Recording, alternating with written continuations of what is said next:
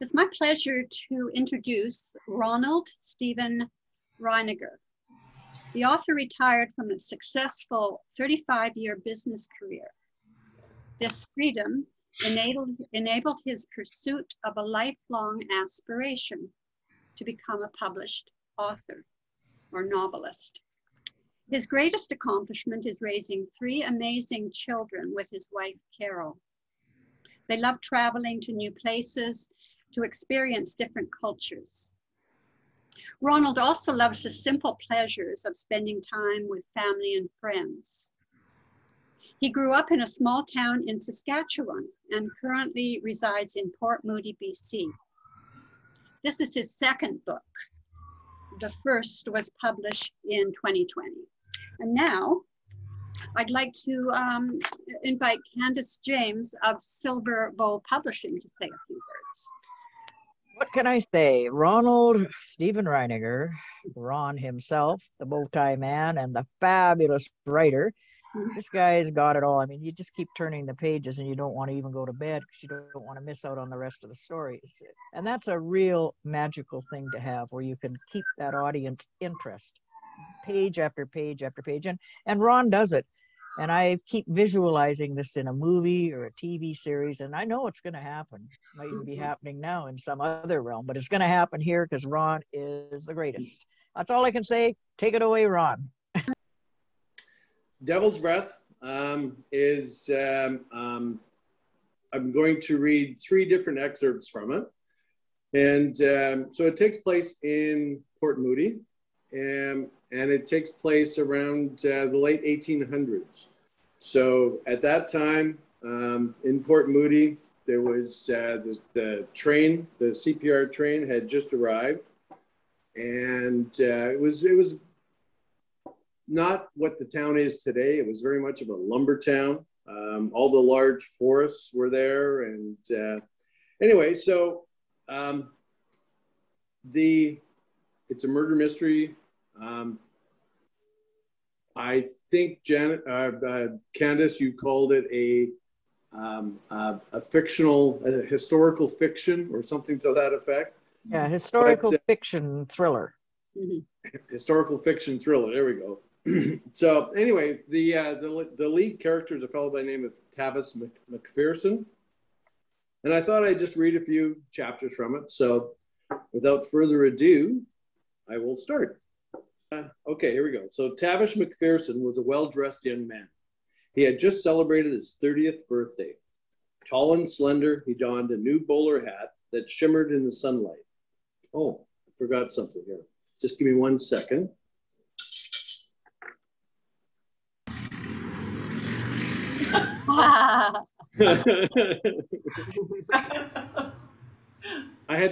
My wife bought this for me for Christmas after writing this book, so.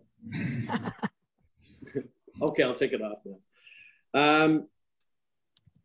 Tall and slender, he donned a new bowler hat that shimmered in the sunlight. Tufting out from beneath the hat was a shock of carrot red hair.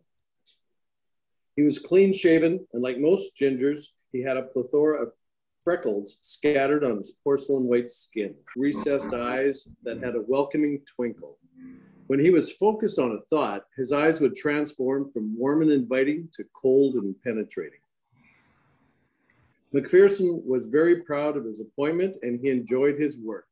This day was a bright, sunny morning, and he skipped up several steps as he entered the building. Inside, behind a set of bars, was the duty police officer manning the front desk. "Top of the morning," McPherson said as he touched the rim of his bowler hat. "You seem very happy this morning, Sandy." Tavish McPherson was also known as Sandy by his friends and close associates. "It's a great day outside. The sun is shining and I get to work with some of the nicest criminals in town," he replied.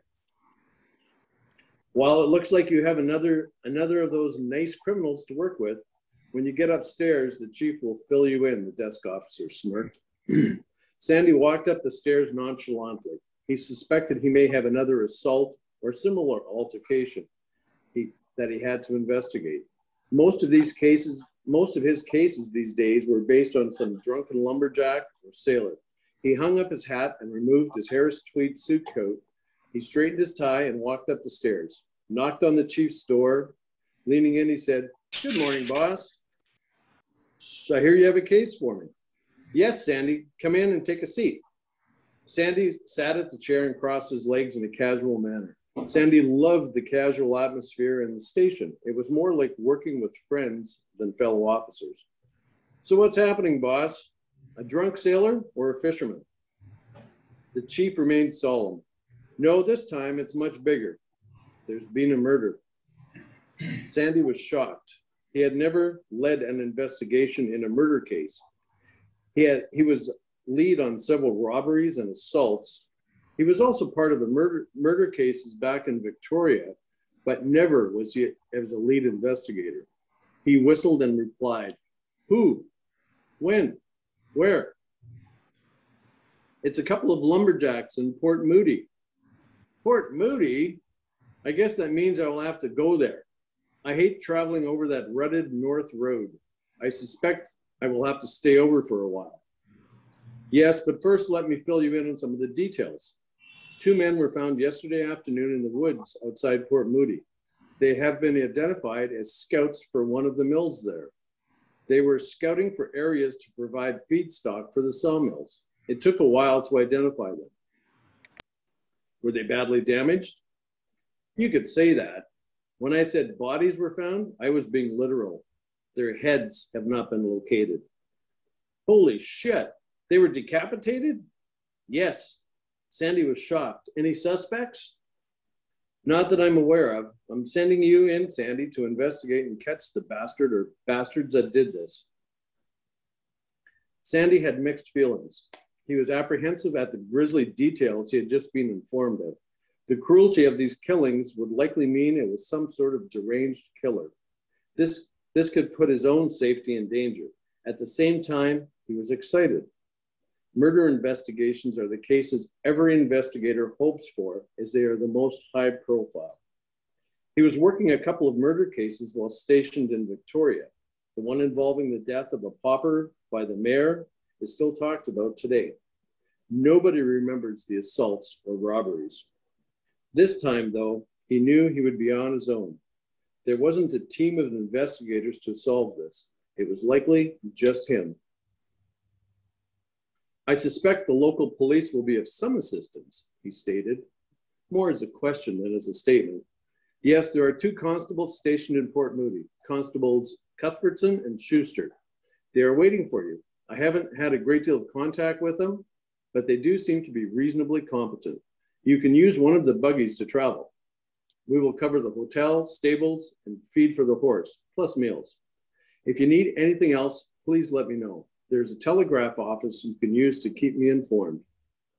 Use it sparingly, though, as it costs a fortune. The constables there are making hotel arrangements.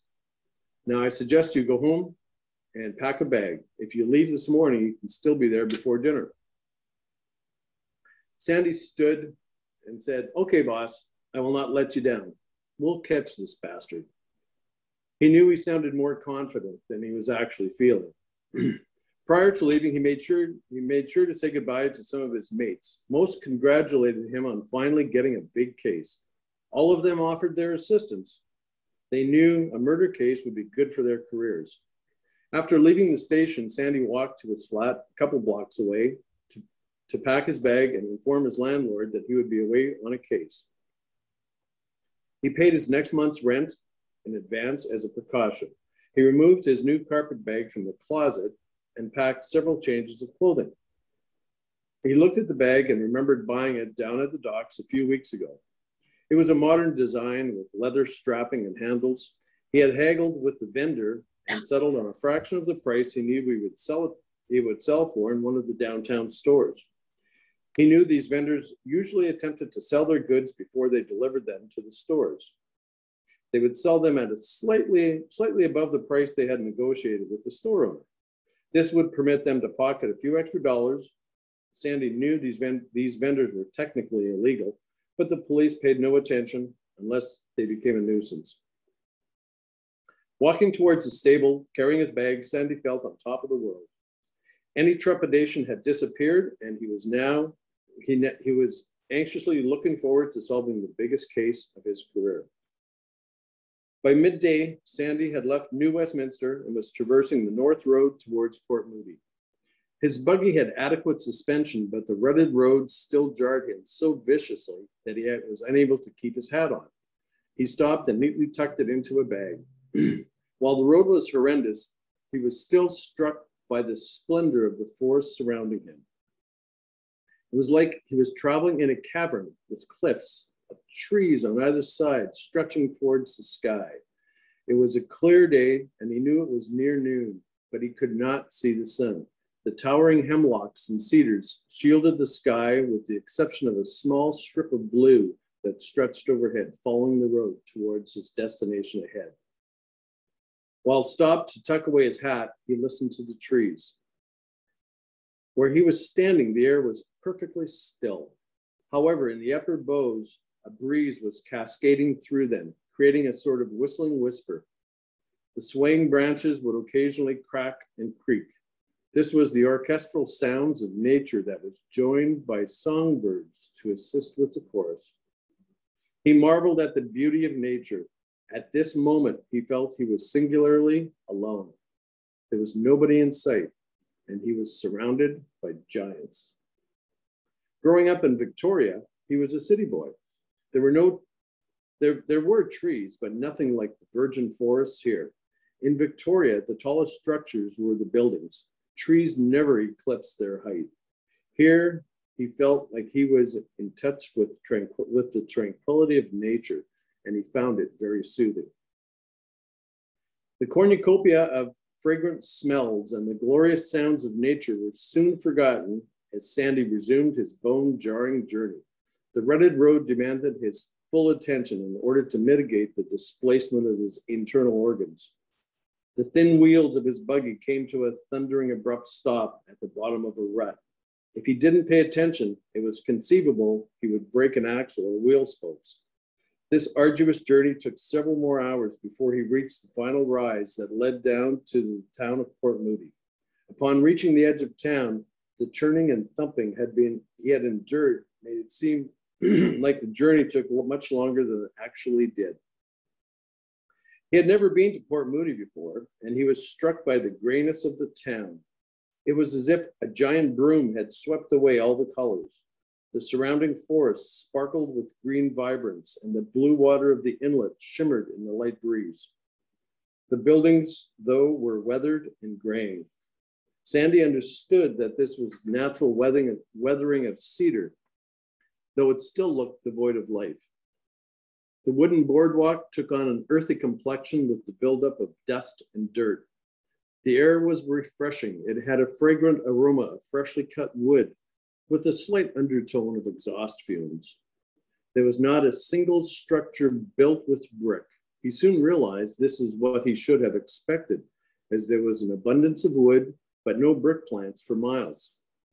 The only paint on buildings was limited to the signage indicating the various merchants and businesses.